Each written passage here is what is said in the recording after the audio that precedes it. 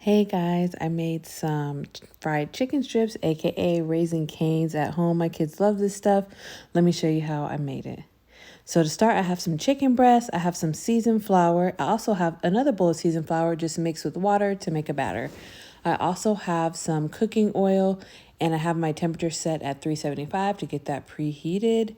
So with the seasoned flour, I put salt, pepper, garlic powder, onion powder, paprika, and black pepper and seasoned salt. I did it in both bowls, and one of them I just added water.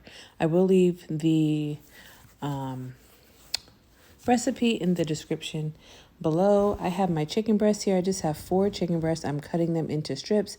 If you don't want to cut your chicken breast into strips, you can buy the chicken tenders, but it is cheaper to buy the chicken breast and cut them yourself.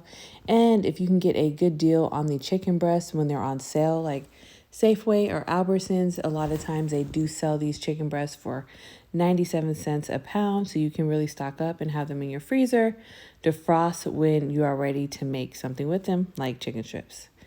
So I've got my chicken strips in the bowl. I'm just going to go ahead and season these as well with the same seasonings, a little salt, pepper, onion powder, and garlic powder. I did not put seasoned salt on this one because I did have seasoning salt in the seasoned flour and then the batter mixture. So I'm just getting this all combined, mixing it up with my hands and just getting ready to make an assembly line. So I've got my seasoned chicken strips here and I've letting them sit just for a little bit, and I'm going to be getting all my things lined up. So first we're going to do the batter, then the flour. So we're going to take our chicken and dip it in the wet batter. I like doing this versus egg. For some reason, when I do it with the egg, the coating a lot of times just peels off because these chicken breasts do not have skin.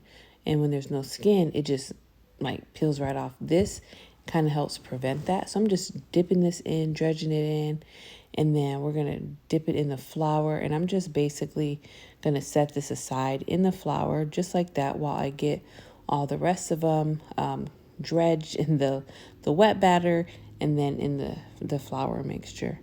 So this is really easy. The one thing about frying chicken is it does make a little bit of a mess because you've got all these bowls and your fingers look all your fingers get all dirty and everything.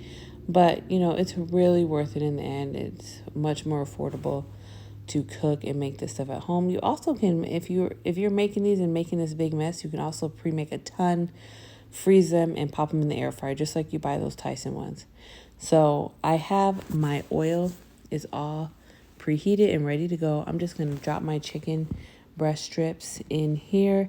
In this one, I have like the XL Presto cooker. I fit about 4 strips in here, and I cook them for about 6 to 8 minutes until they reach 165. I did check the temperature and made sure that they were the temperature and they were well above 165. So 6 to 8 minutes till they're nice and golden brown, just like this. Those things are as good as they look, I'm telling you.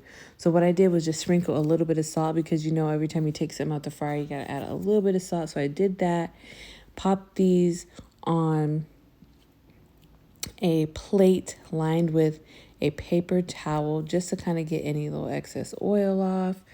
And that was it. This is how they looked, you guys. Definitely give this a try. It is so easy and it is so, so delicious. My kids had this with some macaroni and cheese and just some steamed broccoli. That's how we served it tonight, just like that. Let me know what you guys think if you guys give this a try. And if you have any suggestions for me. See you next time. Thanks for watching. Bye.